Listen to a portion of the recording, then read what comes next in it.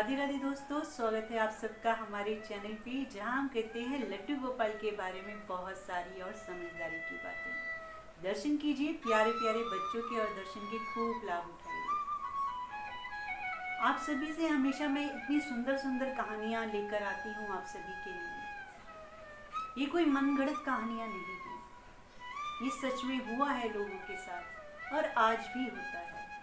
भावनाएं हैं लोगों की, विश्वास है पूर्ण, तो भगवान अपने आप ही आकर चमत्कार करते हैं। एक की कहानी नहीं है, बहुतों की कहानी है। एक इंसान झूठ बोल सकता है, एक इंसान कहानी बनाकर सुना सकता है, हर एक इंसान कहानी बनाकर नहीं सुना सकता। सबका प्यार है प्रभु के प्रति, सबकी भावनाएं हैं। जितना जिसने दिया है उसने उतना ही पाया है। ये प्रेम की परिभाषा है। ऐसी ही कहानी मैं आज आपको सुना रही हूँ। कहानी है पूनम भारद्वाज की, जो बंगाल में रहती थी। फिलहाल अब वो दिल्ली में रहती है। पूनम बचपन से ही भोलेनाथ की बहुत भक्ति करती थी। उनकी अनन्य भक्ति, हमेशा जाप करती थी। बचपन से ही बहुत ज्यादा भोलेनाथ से लगाव था।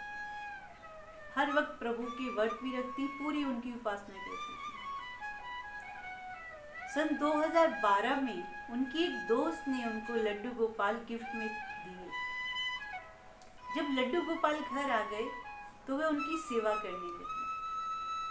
और लड्डू गोपाल तो है ही ऐसे, जब जिसके घर में चले जाते हैं, और कोई प्रेमी होता है जो भगवान को मानता है, उसको तो लड्डू गोपाल से प्यार ना हो ऐसा हो नहीं सकता। तो ऐसे ही हुआ, उनको लड्डू गोपाल से बहुत प्यार हो गया। 4 साल की बेटी थी उनकी। पुत्र कोई था नहीं, इकलौती संतान थी उनकी। और बस लड्डू गोपाल को उसने अपना बेटा बनाया और उनकी 4 साल की बच्ची ने लड्डू गोपाल को अपना भाई बनाया। सेवा चलती रही। लड्डू गोपाल को एक बहुत अच्छा घर मिल गया था, जहाँ पर उनको बहुत प्यार करने वाली माँ मिल गई थी।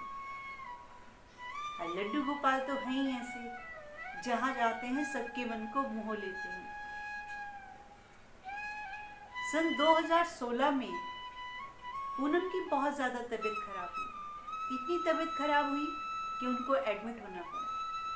बहुत कमज़ोर हो गई थी।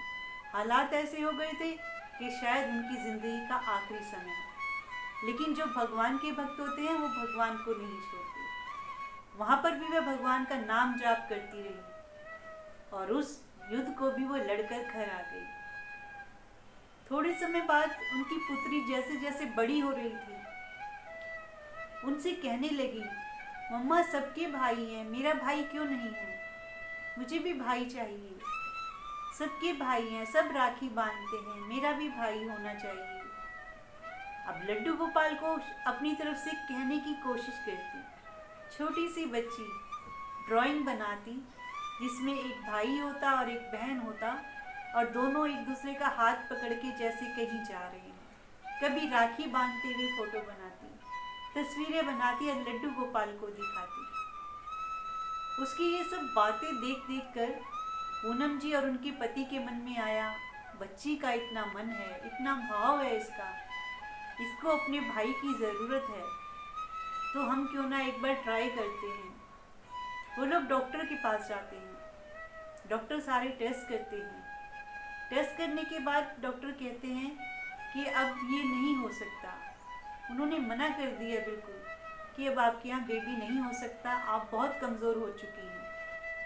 क्योंकि वो एडमिट हुई थी, उस दौरान उनकी हालत बहुत ख़राब हुई थी, तो उनका शरीर इस लायक नहीं रहा कि वे एक संतान को जन्म दे सके। अब थोड़ी सी निराशा मन में आ गई, और जब घर आई तो लड्डू गोपाल के सामने बैठकर उनसे प्रार्थना करने लगी। उनसे कहने लगी कि प्रभु, मैंने आपकी जब भी सेवा की, कभी मन में मैंने कोई इच्छा नहीं रखी, कुछ मांगा ही नहीं आपसे। निस्वार्थ मैंने आपसे प्यार किया है। आज मुझे आपसे कुछ मांगना है अपनी पुत्री के लिए।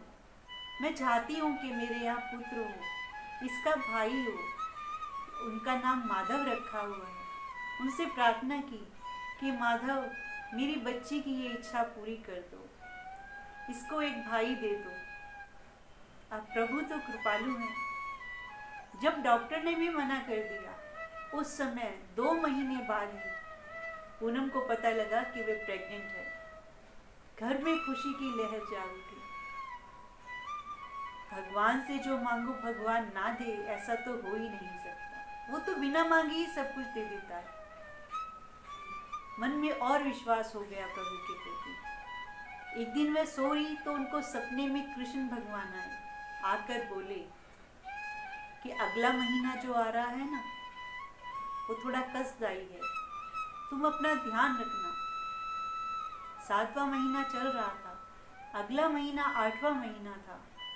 उस दौरान कुछ हालात ऐसे हो गए कि उनको एडमिट होना पड़ा। उसके बाद नया साल आया तो उनके घर एक बेटा हुआ। भगवान ने उनकी वो इच्छा पूरी कर दी जो उनके खानदान में भी कहीं नहीं थी। उनके खानदान बेटे थे ही नहीं किसी के यहाँ। ये पहला पुत्र हुआ था पूरे खानदान में। बहुत खुश हुई, पूरे घर में खुशियाँ मनाई गई, पूरा परिवार बहुत खुश हुआ। वो नन्ही सी गुड़िया जो 8 साल की हो गई थी, वो भी बहुत खुश हुई।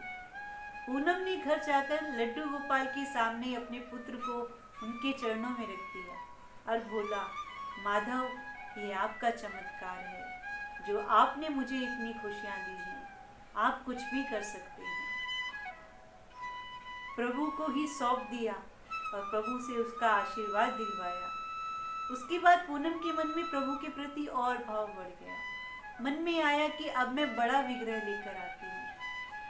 अब यहाँ आसपास तो मिलते नहीं हैं, तो उन्होंने वृंदावन में ही ऑर्डर से बड़ा विग्रह मंगाया। अब जो उन्होंने ऑर्डर किया था वैसा स्वरूप उनको नहीं मिला। मन में थोड़ा सा परेशानी हुई, लेकिन फिर है तो भगवान ही, जिस भी रूप में आना चाहे। उन्होंने उनकी पूजा आराधना करनी शुरू कर दी। बहुत प्यार किया। पूनम बताती हैं कि उनके लड्डू गोपाल फोटो खिंचवाने के बहुत शौकीन हैं। मैं उनकी बहुत सारी फोटोज खींचती हूँ और वो अलग अलग फोटो में अलग अलग अपना फेस बनाते हैं।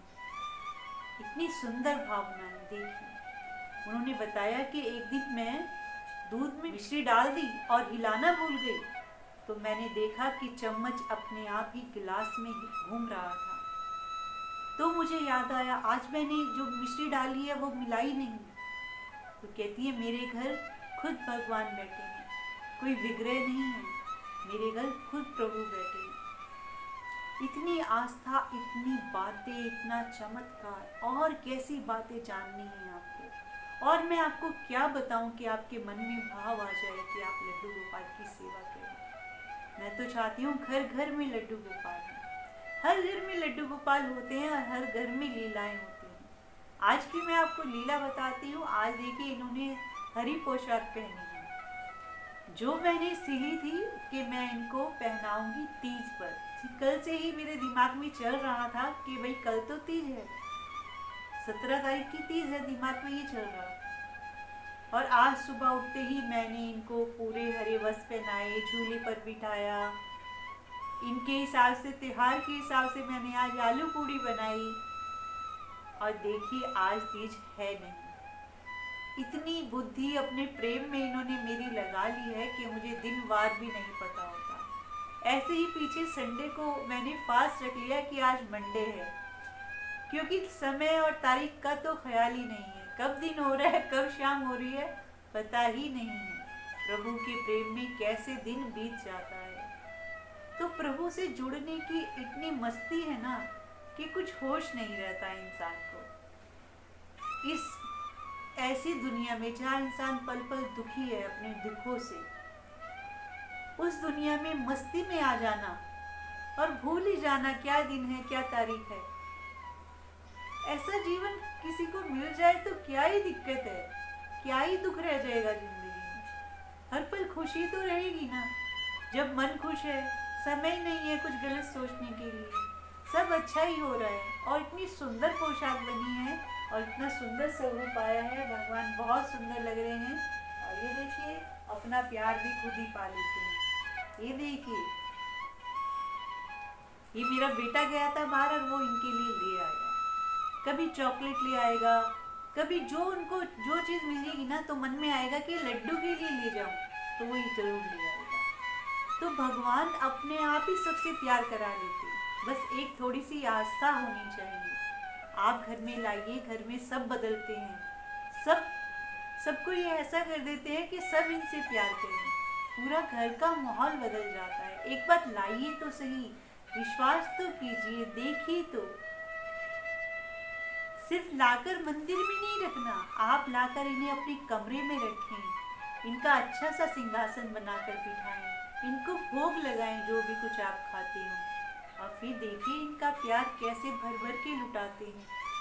बहुत प्यार देंगे आपको, करिश्मे करेंगे, लीलाएं करेंगे, तय है ये बात। बहुत सुंदर झूला भी हमने इनका सजाया था कल, हमने रील्स डाली है, आप देखना।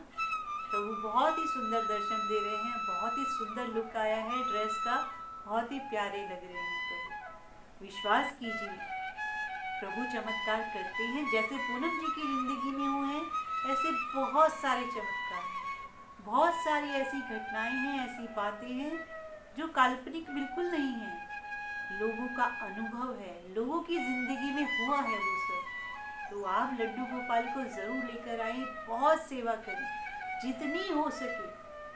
आप देखिएगा आपकी जिंदगी बदल जाएगी। खुशियों को ढूंढ रहे हैं, जब प्रभु से सेवा में लग जाएंगे तो हर वक्त खुश रहेंगे। कहीं भी जाओगे ना, वहाँ मन चलता है। जब आप अपने ही घर में हो और अपने प्रभु के साथ अकेले हों, उनसे बात भी करेंगे, उनके आगे रोएंगे भी, उनके आगे नाच के भी दिखाएंगे उनको, और उनके साथ बात भी करेंगे सब सुख दुख की।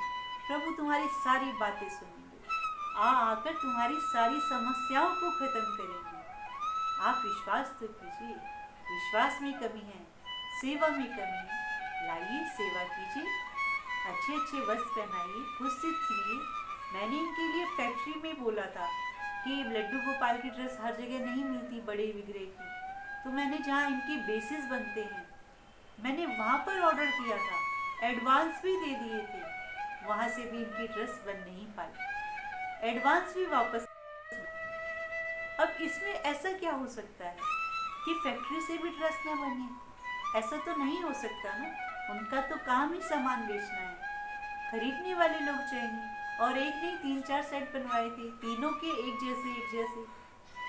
लेकिन वहाँ के भी ऑर्डर मुझे पैसे वापस लेने पड़े कि समय ही नहीं है, कुछ मैं उनको कहना चाह रही हूँ वो नहीं समझ पा रहे, कुछ वो कहना चाह रहे हैं मैं नहीं समझ पा रही, कुल मिलाकर बात बन नहीं पाई। राज समझ में आ गया कि कहीं की ड्रेस नहीं पहननी, अपने घर की माँ के हाथ की बनी ड्रेस इनको पहननी है। यही तो लीलाएं हैं लीला जी की, यहीं से तो प्यार समझ में आता है। कभी भी कोई भी कपड़ा लाऊं ना, कोई भी लेस लाऊं ना, तो वो 1 इंच कम पड़ता है ना 1 इंच बचता है। ऐसे लगता है जैसे 1-1 इंच का मैंने नाप ले लिया है और मैं उतना ही कपड़ा लेकर आई हूँ। ऐसे होता है कभी, छोटे कपड़े में भी तीनों की ड्रेस बन जाती है, बड़े कपड़ा लाऊंगी तो भी उसमें बन जाती है। ये ऐसे चमत्कार ही तो हैं, पल पल लीलाएं ही तो हैं भगवान की। मानिए तो सही, लाइए तो सही।